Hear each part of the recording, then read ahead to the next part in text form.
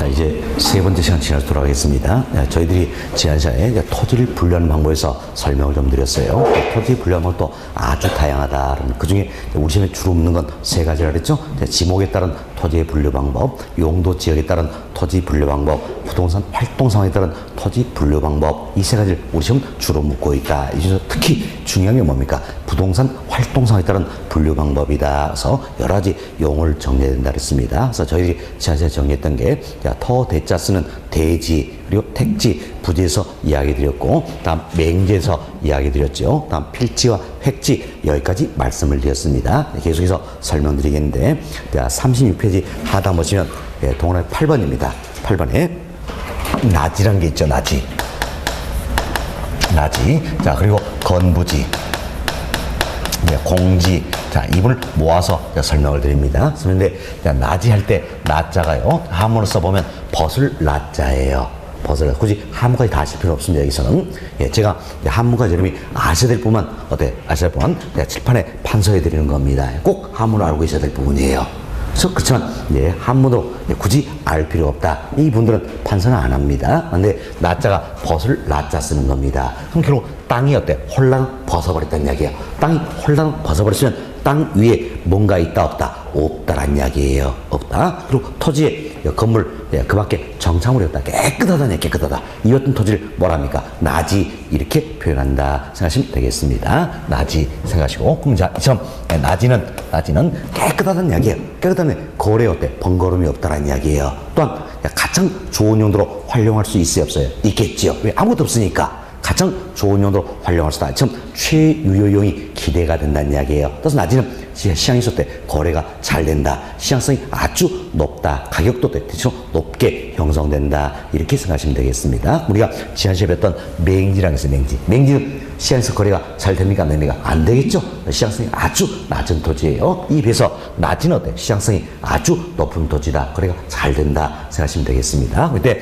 나지라 해서 모두가 법정 지목이 대일 것인가? 그렇지는 않다는 이야기예요. 나지라 할지도 법정 지목이 대인 경우가 있고, 법정 지목이 공장 용지다. 이 같은 경우도 있다는 이야기예요. 이때 나지면서 법정 지목이 대인 이 토지를 가리켜서 우리가 뭡니까? 나대지, 이렇게 표현한다는 겁니다. 나돼지가 아니에요.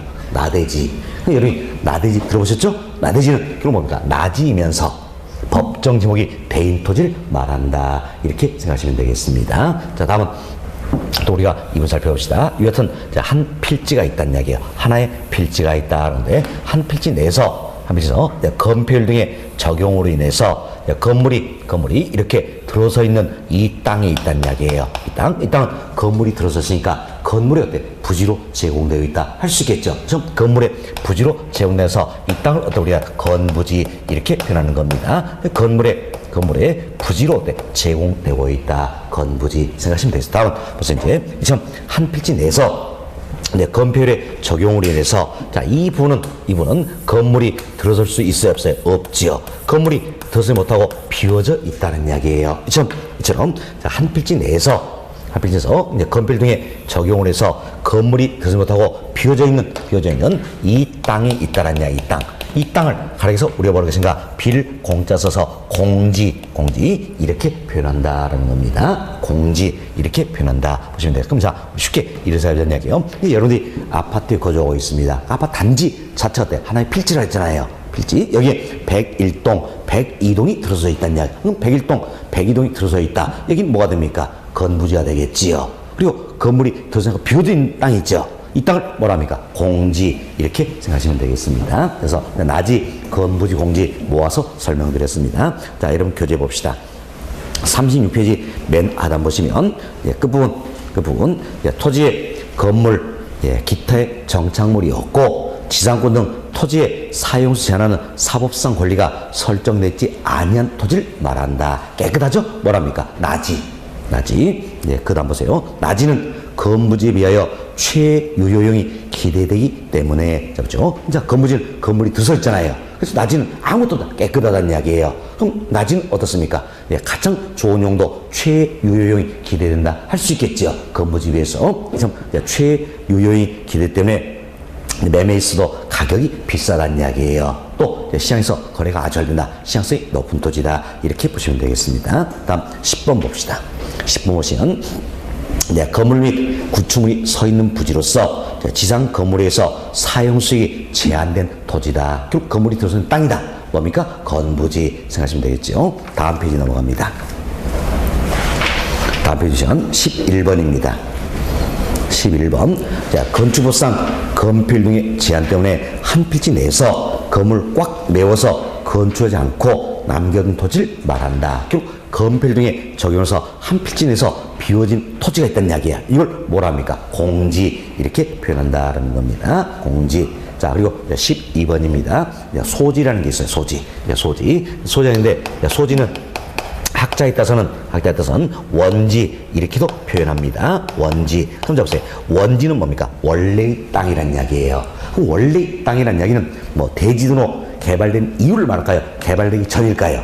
개발되기 전이다 할 수 있겠죠. 뭐 대지 또 뭐 택지도 개발되기 이전에 자연 상태 그대로의 토지를 뭐라 합니까? 소지 이렇게 생각하시면 되겠습니다. 그게 이제 12번 내용이에요. 그래서 택지 등으로 개발되기 이전에 자연 상태 그대로의 토지를 뭐라 한다? 소지. 또는 학자에 따라서는 어때요? 원지. 이렇게도 표현하고 있다는 겁니다. 다음은 13번입니다. 13번은 공안지라는 게 있어요.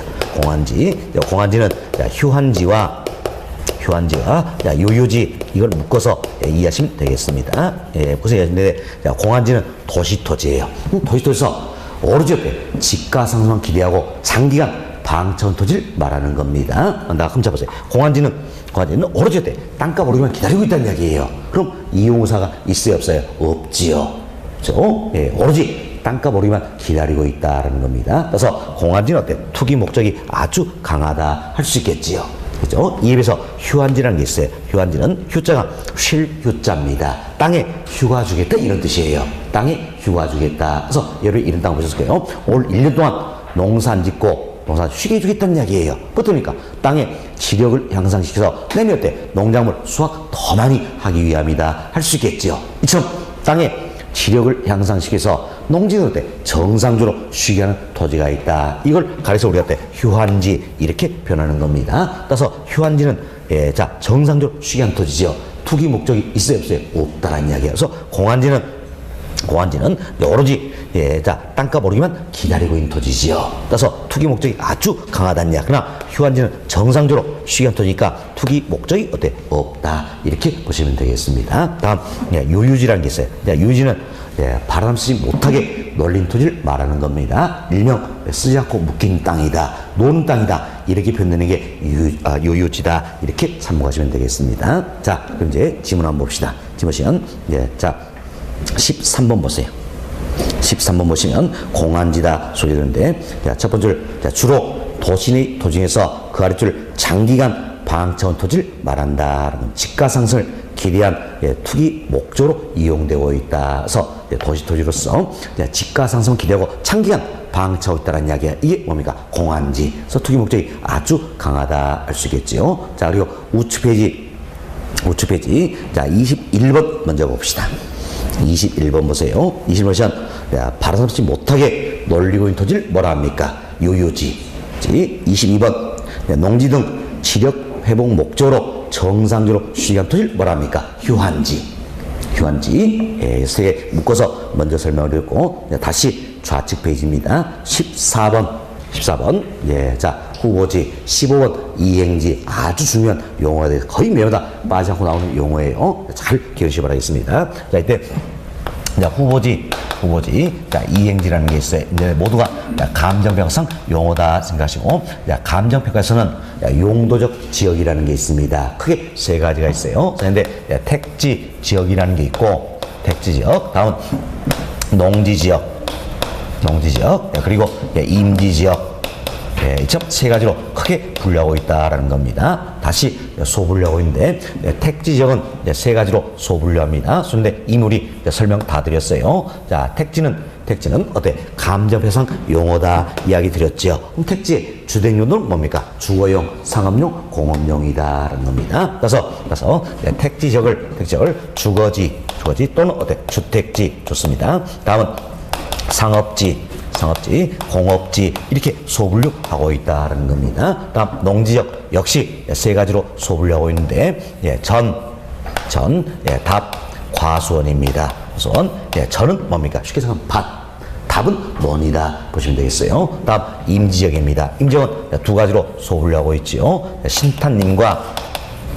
신탄님과 용재림이다 이렇게 생각하시고, 이때 신탄님, 용재림 뭘 것인가 이런 건 우리 집에 절대 중요한 게 아니에요. 간단히만 말씀드립니다. 신탄님 할 때 탄자가 어때? 한문 써보면 뗄 탄자 쓰는 겁니다. 여기 연탄, 석탄 들어보셨죠? 이때 탄자 쓰는 것이다. 그래서 신탄님은 뗄감용 나무가 있는 지역이에요. 입에서 용재림은 가구용, 즉 목재용 나무가 있는 지역이다. 이렇게 생각하시면 되겠습니다. 이때 큰 용도적 세 가지가 있죠. 뭐가 있습니까? 택지지역, 농지지역, 임지역 세 가지가 있다는데, 큰 용도적 세 가지, 상호간에 전환이 진행 중인 토지가 있다라는 겁니다. 자, 그럼 예를 들어서 농지지역이 택지지역으로 전환이 진행 중이란 이야기예요. 그럼 농지지역이 택지로 전환이 진행 되면 앞으로 때 택지가 될 후보다, 택지가 될 예정이다 표현할 수 있겠지요. 이 토지를 가리켜서 우리가 후보지 또는 예정지 이렇게 표현한다는 겁니다. 그래서 여기 지금까지 후보지다, 예정지다 많이 보셨어요. 사실 이런 표말 보신 적 있을 겁니다. 고속도로나 국도 쭉 타고 가보면 큰 표말이 5개 부착이 돼 있어요. 딱 한 글자 들어있죠. 뭐라고? 택지, 예정지. 이런 표말 보셨잖아요. 이게 바로 뭡니까? 후보지다. 이 생각하시면 돼 있어요. 후보지다. 그래서 여기서 이제 농지역이 택지로 전환이 진행 중이라면, 앞으로 택지가 될 예정이다. 후보자서 정확히 표현하면 택지 후보지, 택지 예정지 이 표현하겠지요. 반면에 여기서 농지역이 택지로 전환이 완료돼 버렸어요. 바뀌어 버리면 더 이상 후보다 예정이다 할 수 있어요, 없어요? 없다라는 거. 이때는 후보지가 아니에요. 뭡니까? 택지역이 돼버렸다 이렇게 보시면 돼서 전환이 진행 중인 토지를 말하는 것이지, 전환이 완료돼버리면 더 이상 후보지는 아니란 이야기예요. 아니다. 전환이 진행 토지를 말한다 이렇게 보시면 되겠습니다. 다음은 용도적 내에서입니다. 용도적 내에서다. 예를 들어서 택지역 내에서 또는 농지역 내에서 또는 임지역 내에서란 이야기예요. 참 용도적 내에서 이행이 진행 중인 토지가 있다라는 겁니다. 그럼 예를 들어서 과수원이 전으로 이렇게 이행이 진행 중이라는 이야기예요. 이 토지를 가려서 우리가 이행지 이렇게 표현하는 겁니다. 역시 마찬가지예요. 이행지도 이행이 진행 중인 토지를 말한다라는 겁니다. 그럼 여기 보세요. 이제 과수원이 전으로 이행이 완료돼 버렸어요. 그럼 더 이상 이행지다 할 수 있어요, 없어요? 없다라는 겁니다. 후보지, 이행지 다 마찬가지예요. 후보지 다 마찬가지고, 전환 또는 이행이 진행 중인 토지를 말한다는 이야기예요. 전환이나 이행이 완료돼버리면 더 이상 후보지 이행지는 아니란 이야기예요. 그래서 진행 중인 토지를 말한다 이걸 생각하시고, 다음은 큰 용도적 상호간이면 뭐가 되는 겁니까? 후보지. 용도적 내에서는 뭐가 되는 겁니까? 이행지다 이렇게 구분하세요. 어떤 분들은 전환 이 표현하면 후보지, 이행 이 표현하면 이행지다 이렇게 또 구분하시는 경우가 있어요. 아차는 이름을 실수하게 돼 있어요. 왜 그렇습니까? 학자에 따라서는 전환, 이행 이렇게 구분해서 표현하기도 하고, 또 다른 학자는 아예 구분 안 합니다. 모두 전환 이런 표현을 써버려요. 그럼 아차는 실수하기 때문에 우리가 이제 구분할 때는 이걸로 구분하잖아요. 큰 용도적 상호간이면 뭡니까? 후보지. 내에서면 뭡니까? 이행지 이렇게 구분하자라는 거면서, 후보지 모두가 모두가 전환 또는 이행이 진행 중인 토지를 말한다 생각하시고, 전환의 이행이 완료돼버리면 더 이상 후보지는 아니란 이야기예요. 여튼 진행 중인 토지를 말하는 생각하시고, 큰 용도적 상호간이면 뭡니까? 후보지. 내에서는 뭡니까? 이행지다 이렇게 생각하시면 되겠어요. 그럼 우리가 또 예를 한번 들어봅시다. 자, 여기 보세요. 임지역이 농지역으로 전환이 진행 중이란 이야기예요. 이때는 뭐가 됩니까? 큰 용도적 상호간이잖아요. 상호간에 진행 중이니까 농지 후보지다, 농지 예정지다 표현할 수 있겠죠. 그러면 임적이 농지로 전환이 완료돼 버렸어요. 그럼 이때는 후보지라 할 수 있다 없다? 없다. 뭐가 돼버렸어요? 농지역이 돼버렸다. 이렇게 보시면 되겠습니다. 다음 여기는 공업지가 상업지로 이렇게 어때? 바뀌어가고 있다는 이야기예요. 이때는 뭡니까? 택지역 내에서니까 뭐가 되는 겁니까? 이행지가 된다. 할 수 있겠지요. 이때 마찬가지예요. 공업지가 상업지로 바뀌어 버렸습니다. 이행이 완료돼 버렸네요. 더 이상 이행지 할 수는 없겠죠? 뭐가 돼버렸어요? 상업지가 돼버렸다는 겁니다. 다음 여기 보세요. 용재림이 신탄님으로 바뀌어갑니다. 이는 뭐가 될까요? 이행지. 다음 보세요. 임적이 택지지로 바뀌어갑니다. 이때는 뭐가 됩니까? 후보지다. 이렇게 해서 여러분이 큰 용도적 상호간이면 후보지, 내에서는 뭡니까? 이행지. 이렇게 해서 반드시 구분되실 부분이에요. 아주 중요한 용어다. 이렇게 생각하시면 되겠습니다. 물론 지난 시험도 때 당연히 출제가 되었겠지요. 됐습니다. 자, 그럼 여러분 교재 보세요. 14번입니다. 14번. 자, 택지역, 농지역, 임지역 등 상원에 전환되는 용도의 토지를 말한다는 겁니다. 자, 포인트가 뭡니까? 상호간이지요. 상호간, 그리고 전환되는 이 말이죠. 뭐 전환이 어때? 진행 중이다. 이런 이야기지요. 후보지란다. 자, 예를 들면 농지지역에서 택지역으로 전환을 들 수 있다. 결국 어때? 농지적이 택지로 이렇게 전환이 진행 중이다. 이는 뭐가 됩니까? 후보지가 된다. 이렇게 생각하시면 되겠습니다. 다음 15번 보세요. 15번. 자, 용도지역 내에서입니다. 내에서 상원에 이행된 토지를 말한다. 포인트 뭡니까? 내에서지요. 내에서. 예, 자, 예를 들면 택지역 내의 공업지에서 주택지로 이행을 둘 수 있다. 자, 보세요. 택지역 내에서 공업지가 주택지로 이렇게 어때? 이행이 진행 중이라는 이야기예요. 이때는 뭐가 됩니까? 이행지. 여기서 후보지, 이행지 잘 구분해 주시기 바라겠습니다. 자, 다음 16번입니다. 16번 시간 선하지다 이 표현이 나오는데, 선하지는 여러분이 이 생각하세요. 자, 선하지다 그러는데 하자가 아래 하자입니다. 아래 하자서 선 아래의 땅이다 그 이야기예요. 어떤 소리가? 고압선입니다. 그래서 여러분이 주변에서 이런 땅 보셨을 거예요. 고압선이 이렇게 쭉 지나가고 있다는 이야기예요. 그럼 고압선이 지나오는데 이 고압선 아래에 있는 이 땅이 있다라는 이야기예요. 이 땅이 있다. 고압선 아래의 이 땅을 뭐라 합니까? 선하지. 그럼 선하지 이 같은 경우에는 이제 고압선 여기에서 건물 짓더라도 높이질 수 없잖아요. 그렇죠? 따라서 선하지는 이제 고압선 여기서 이용이나 거래 제한을 받게 된다는 이야기예요. 따라서 가치가 높아질까요? 떨어질까요? 떨어지겠죠. 감가의 대상이 되고 있다. 이렇게 생각하시면 되겠습니다. 그래서 집으시면 고압선 아래의 토지를 말한다. 뭐랍니까? 선하지. 다음은 포락지라는 게 있어요.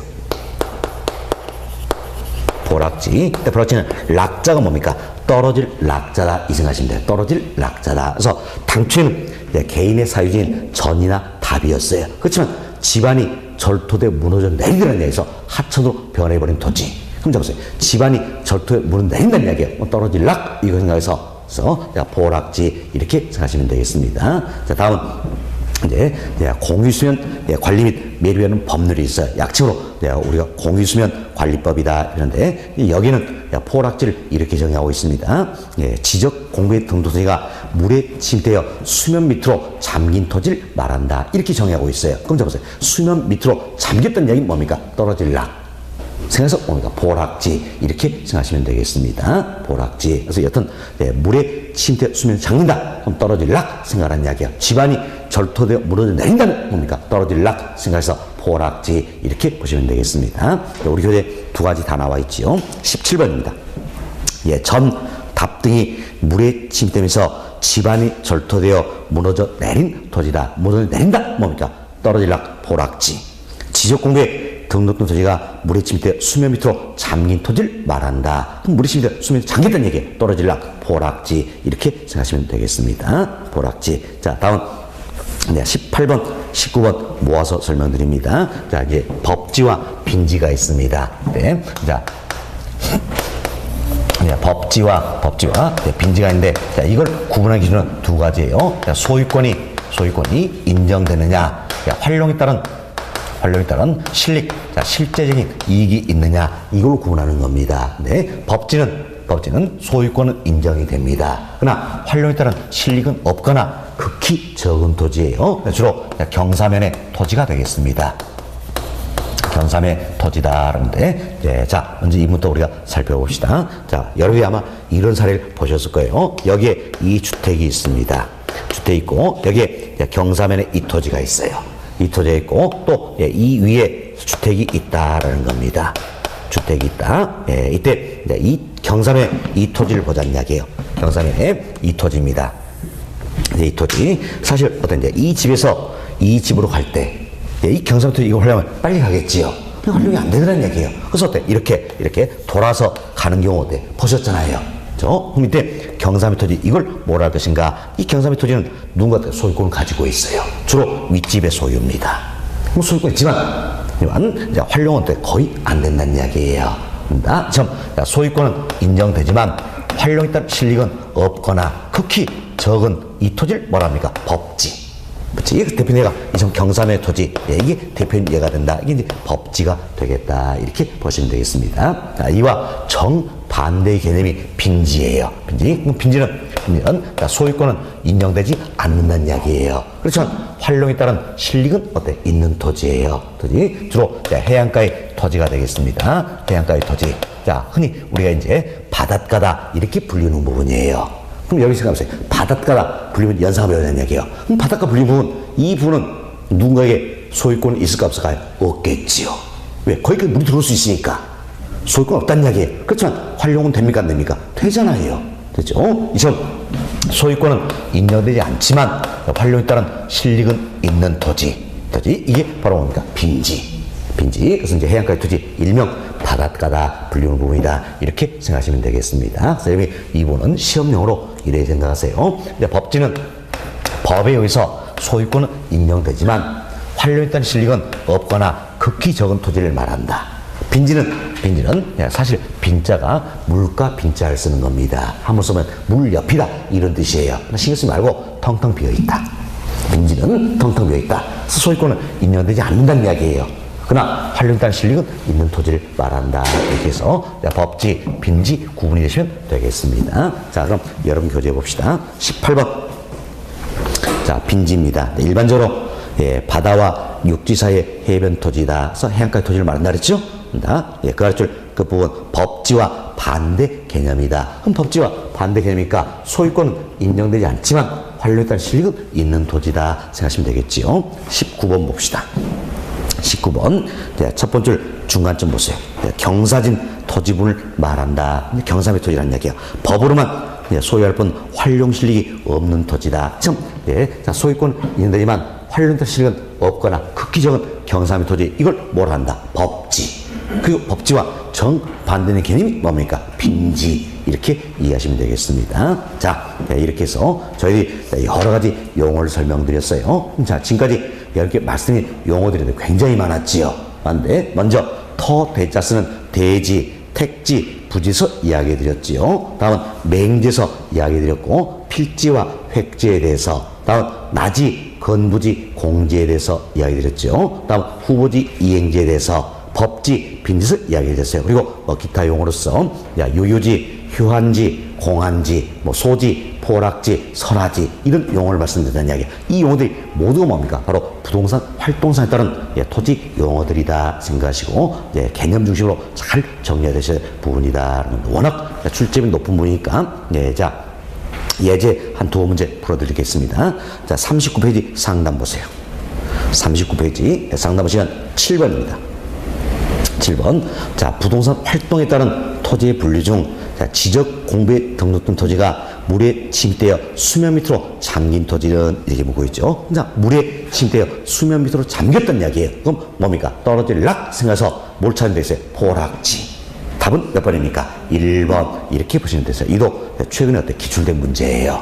우리 교재 예제차 대처 기출 문제 굉장히 많습니다. 우리 시험은 이렇게도 묻고 있다는 이야기예요. 이런 걸 틀리면 된다 안 된다? 안 되는 겁니다. 이런 거 틀리면 어때? 저를 어때? 2번 죽이는 거죠. 그래서 그리고 내년 또 만나는 거면 또 만나. 그죠? 예. 그럼 반드시 이런 문제는 맞춰줄 필요가 있다는 겁니다. 다음 문제 8번 봅시다. 8번. 자, 토지 분류 설명으로 옳은 것을 모두 고른 것은. 그래서 이제 박스에 기업번부터 미음은 나와 있죠? 이 중에 옳은 걸 모두 골라보자는 이야기예요. 상당히 이런 문제는 어때? 어려운 문제입니다. 하나하나 맞다 틀리다 다 찾을 거 아니에요. 그렇지만 우리는 어때? 우리말 비법으로 문제를 푼다 그랬어요. 문제 풀면 아주 간단하게 풀리는 문제입니다. 다 몰라도 답을 아주 쉽게 찾을 수 있다. 그래서 여러분도 제가 풀을 테니까 이렇게 연습하시라는 이야기예요. 그래야지 우리가 제한된 시간에 많은 문제를 풀게 되고 시간을 줄인다는 이야기예요. 줄인다. 자, 지금 뭡니까? 옳은 것만 모두 찾아보자는 이야기예요. 얼른 기억본 봅시다. 기억본 시연. 자, 보세요. 필지 중 건축물을 제외하고 남은 부분의 토지를 말한다. 그 결국은 이야기네요. 한 필지 내에서 건축물 이걸 제외하고 남은 부분의 토지를 말한다. 바로 이 부분이 되겠지요. 뭡니까? 공지. 그럼 자, 보니까 공한지 나왔네요. 잘못된 문장이지요. 그럼 기억본은 잘못되어 있으니까 저 옳은 문장 모두 골랐으니까 기억본 들어가면 답이 될 수 있다 없다? 없다. 그럼 얼른 보기 보시고 기억본 들어가는 거 아웃시켜버리자는 이야기예요. 그럼 기억본 들어가는 건 아웃시켜버리면 남는 건 뭡니까? 4번, 5번밖에 없네요. 그죠? 1, 2, 3번 아웃이잖아요, 일단. 그쵸? 그럼 남는 건 4번, 5번이다. 답은 둘 중에 하나라는 이야기예요. 그럼 둘 중에 하나인데 얼른 보니까 니은이 들어있느냐 안 들어있느냐 이 차이가 있잖아요. 그럼 니은은 얼른 보자는 이야기예요. 얼른 보면 자, 일정 용도로 제공된 바닥 토지를 말하며 하천, 도로 등의 바닥 사용되는 포괄적인 용어다. 자, 보세요. 하천, 도로 이처럼 바닥 사용되는 포괄적인 용어다. 결국은 뭡니까? 예, 자, 건축 불안 토지까지 포함하는 개념이잖아요. 이걸 뭐라 합니까? 부지. 그럼 자, 앞 보니까 어때? 부지는 이 표현되어 있죠. 맞잖아요. 그럼 니은번은 반드시 들어가야 되겠지요. 그럼 니은번 안 들어가 있는 5번은 답이 될 이유가 있다 없다? 없다. 답은 몇 번입니까? 4번. 이렇게 찾으시라는 이야기예요. 아시겠죠? 이게 우리 비법이에요. 시간 어때요? 얼마나 줄일 수 있는, 그죠? 예, 아주 쉽게 답을 찾으시다. 이게 우리 비법이다 생각하시고 보시면 되겠습니다. 됐습니다. 자, 그리고 이제 지금은 우리가 공부하는 과정이니까 나머지 지문도 한번 살펴봅시다. 디귿번 보세요. 1번. 타인투 둘러싸여 도로에 직접 연결되지 않는 한 필지의 토지를 말한다. 이게 바로 뭡니까? 맹지가 되겠죠? 맹지. 맞는 표현이죠. 다음 1번. 자, 하나의 지번이 붙는 토지의 등록단이다. 자, 지금 하나의 지번이 있는 토지의 등록단위는 뭐가 됩니까? 필지. 맞는 표현이 되겠죠? 미음번 봅시다. 자, 인위적, 자연적, 행정적 조건에 따라 다른 토지와 구별되면서 가격수준이 비슷한 일단의 토지를 말한다. 자, 가격수준이 유사한 일단의 토지는 뭐가 됩니까? 획지. 앞부분 보니까 어때? 소지. 잘못된 표현이죠? 획지. 이렇게 표현돼야 되겠지요. 따라서 이제 미음은 잘못됐죠. 결국 옳은 건 뭡니까? 니은, 디귿, 리을이다. 답은 몇 번이에요? 4번. 이렇게 보시면 돼요. 그래서 지금은 우리가 공부하는 과정이니까 어떻게 지금 답을 빨리 찾는 연습도 해야 되겠고 지금 나머지도 다 볼 수가 있어야 되겠죠? 이렇게 해서 연습이 훨씬 더 좋은 결과가 있을 겁니다. 자, 이렇게 해서 저희 예제도 한 2문제 풀어드렸습니다. 풀어드렸고 다음은 여기 보세요. 지금까지 저희들은 이제 토지를 분류하는 방법 이야기 드렸습니다. 이야기 드렸고 다음은 이제 건물의 분류 방법입니다. 건물을 분류하면 또 아주 다양하다는 이야기예요. 그런데 뭐 대표되는 내용 중 하나가 바로 건축법 시행령이 있습니다. 건축법 시행령 별표 1이 있어요. 별표 1. 자, 여기서는 건축물을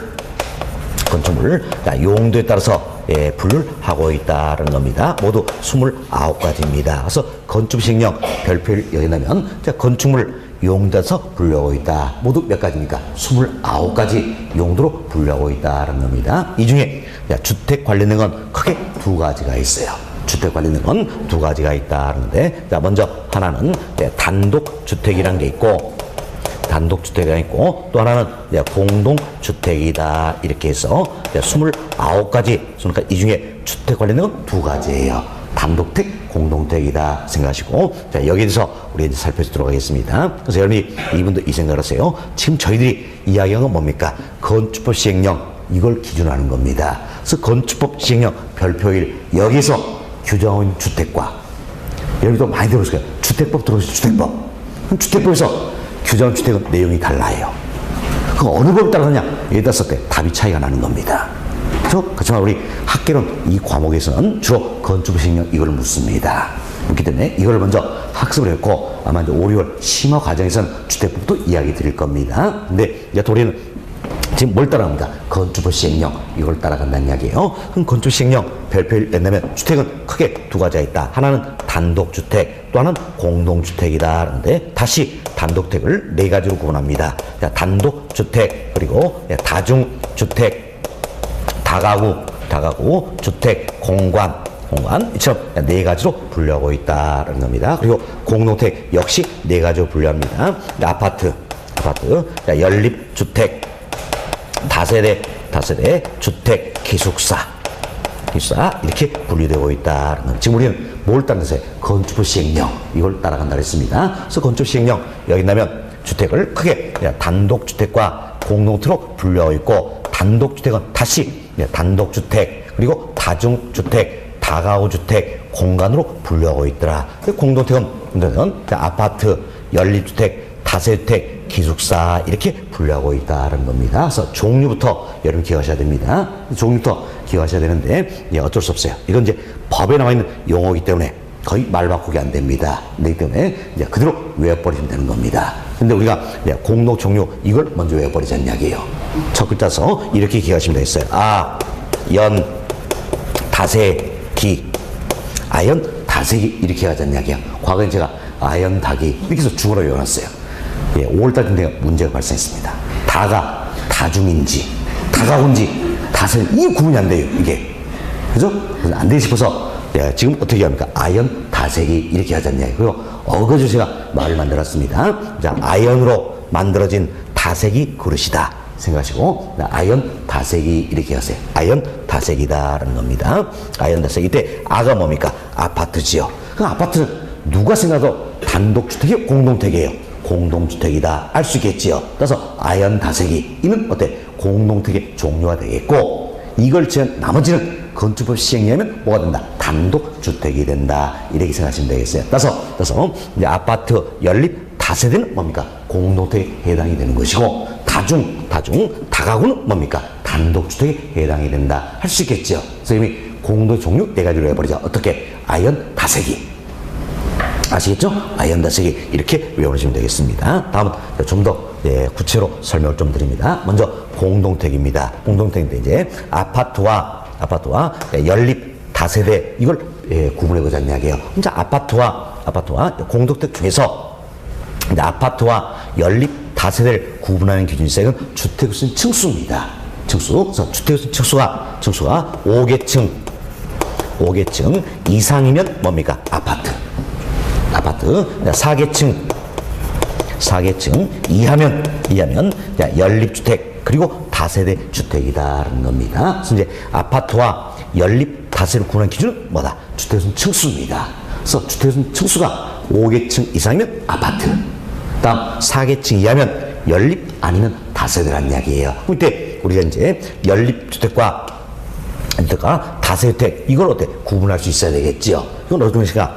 주택수는 1개동의 바닥 면적계 이걸로 구분합니다. 기준은 660이에요. 그래서 660 제곱미터를 초과하면 연립주택, 이하면 어때? 다세대 주택이다. 이렇게 생각하시면 되겠습니다. 그래서 여기 이분도 여기 보세요. 이제 주택수 층수가 4계층 이하이면서 1개동의 주택수 바닥 면적계가 660 제곱미터를 초과하면 뭐가 되는 겁니까? 연립주택 4계층 이하이면서 660m 이하이면 뭐가 됩니까? 다세대 주택이 된다 생각하시고 이분도 이렇게 기억하세요.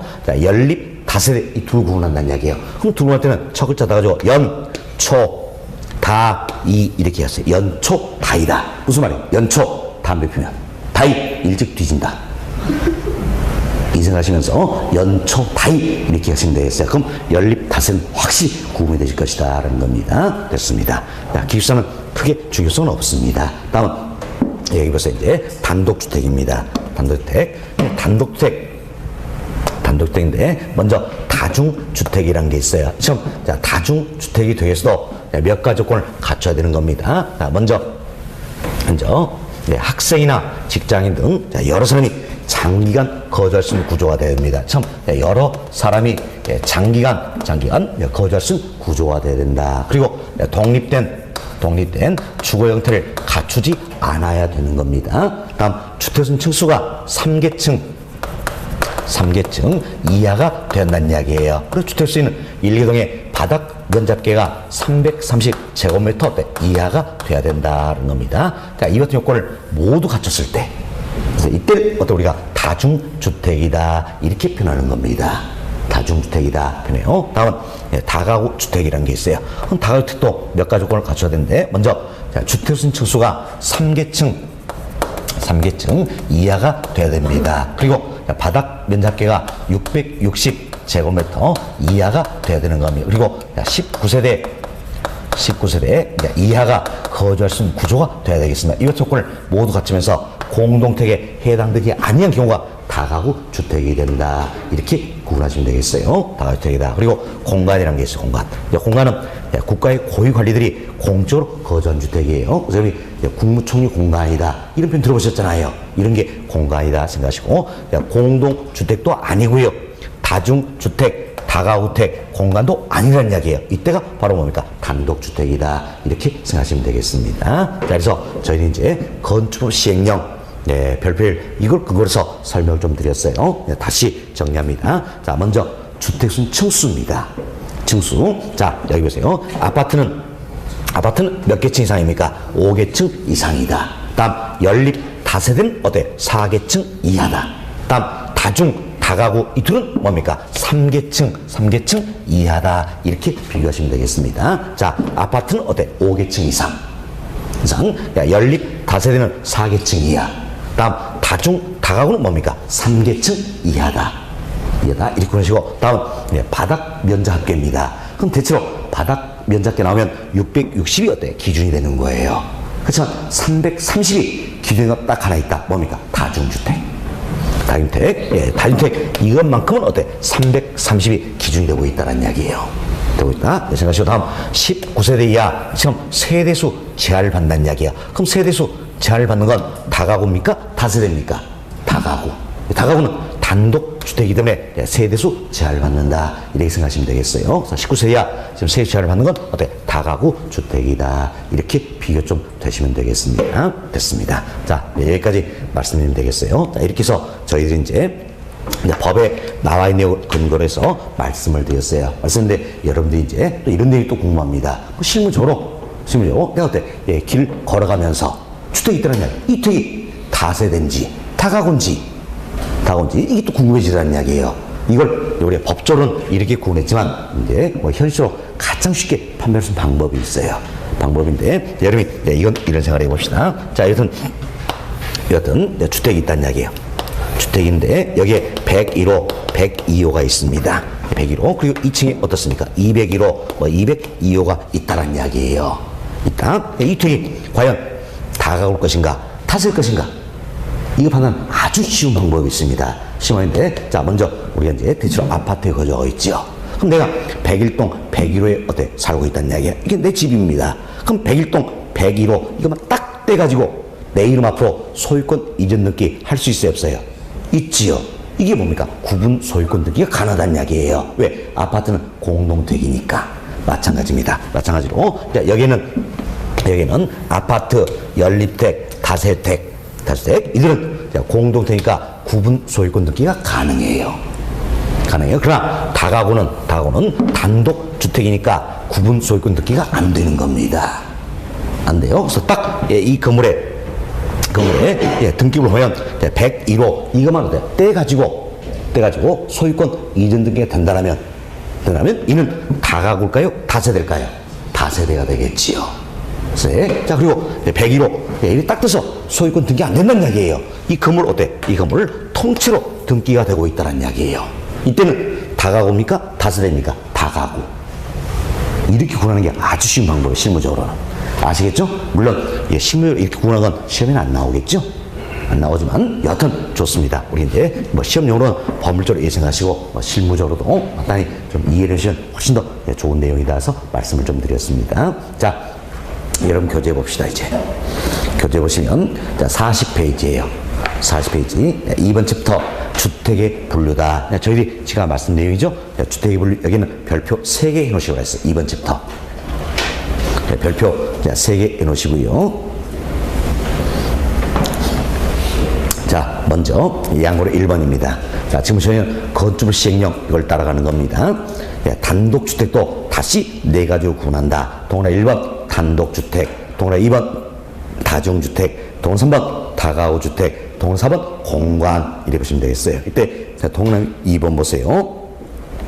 2번 보시면 기억번 학생 또는 직장인 등 여러 사람이 장기간 거주할 수 있는 구조로 되어 있는 것. 2번 독립된 주거지를 갖추지 아니한 것. 뒷번 일개동의 주택수는 바닥 면적계가 330m 이하이고 주택수는 층수가 3계층 이하일 것. 이와 같은 요건을 모두 갖췄을 때 이때를 뭐라 합니까? 다중주택이다. 이렇게 표현하는 겁니다. 이게 지난시험에 때 출제된 문제입니다. 그럼 지난시험에 박스에 기억, 니은, 디귿 3가지를 넣어놓고 이 요건을 모두 갖춘 주택을 무엇이랍니까? 이렇게 물어봤어요. 답은 뭡니까? 다중주택이다. 할 수 있겠죠? 예. 다음 동그라미 3번 봅시다. 기억번 주택수 층수가 3계층 이하일 것. 2번 1개동의 주택수는 바닥 면적계가 660m 이하일 것. D번 19세대 이하가 거주할 수 있을 것. 이 3가지 조건을 다 갖추면서 공동택에 해당되지 아니한 게 뭡니까? 다가구 주택이 된다. 이렇게 보시면 되겠어요. 자, 우측 페이지 봅시다. 양으로 2번 공동택입니다. 공동택. 공동택도 4가지가 있죠. 아연, 다세기 이렇게 여기있습니다. 동그라 1번 아파트, 동그라 2번 연립주택, 동그라 3번 다세대주택, 동그라 4번 기숙사다 생각하시고 동그라 1번입니다. 자, 주택수 층수가 5계층 이상인 주택이다. 뭡니까? 아파트. 동그라 2번 주택수는 1개동의 바닥 면적 합계가 660m를 초과하고 층수가 4계층 이하인 주택이다. 자, 보세요. 층수가 4계층 이하를 했어요. 그럼 공동택에서 뭐가 됩니까? 연립 아니면 다세대겠지요. 660m 초과니까 뭐예요? 연초. 그래서 연립주택이다. 이렇게 이해하시면 되겠습니다. 그럼 3번 주택수는 1개동의 바닥 면적계가 660m 이하이고 층수가 4계층 이하인 주택이다. 자, 층수가 4계층 이하면 공동중에서 뭡니까? 연립 아니면 다세대지요. 이때 660m 이하니까 뭡니까? 다이 생각해서 다세대 주택이다. 이렇게 생각하시면 되겠습니다. 이거 보시고 그 아래 10번 예제가 나와 있죠. 자, 10번 예제 보세요. 자, 공동택의 유형으로 틀린 것은 그럼 결국 우리 때 외워놨죠? 아연 다세기 이렇게 생각하시면 되겠네요. 아파트, 연립주택, 다세대주택, 기숙사 공동택이죠. 다중주택은 어디야 합니까? 단독주택이 된다. 아시겠죠? 그래서 답은 몇 번입니까? 4번. 4번 아주 쉬운 문제죠. 그렇지만 이도 때 우리 시험에 기출된 문제예요. 야, 이도 우리 시험 이렇게 나오니까 우리 종류부터 때 외우자고 이야기 드리던 거예요. 아시겠죠? 예, 됐습니다. 자, 이렇게 해서 저희들이 이제 주택의 분류 여기까지 말씀드리면 예, 자, 부동산의 분류 방법이다. 2절도 다 말씀드렸어요. 예, 다 말씀드렸고 여기까지가 우리 교재 2장 부동산 개념과 분류다. 이 파트를 다 정리해드린 겁니다. 정리했기 때문에 잠시 쉬었다가 다음 시간에는 우리 교재 3장으로 넘어갑니다. 3장. 3장 뭐 토지성이다 소개되는데 이 부분 다음 시간에 설명을 좀 드리도록 하겠습니다. 10분 쉬었답니다.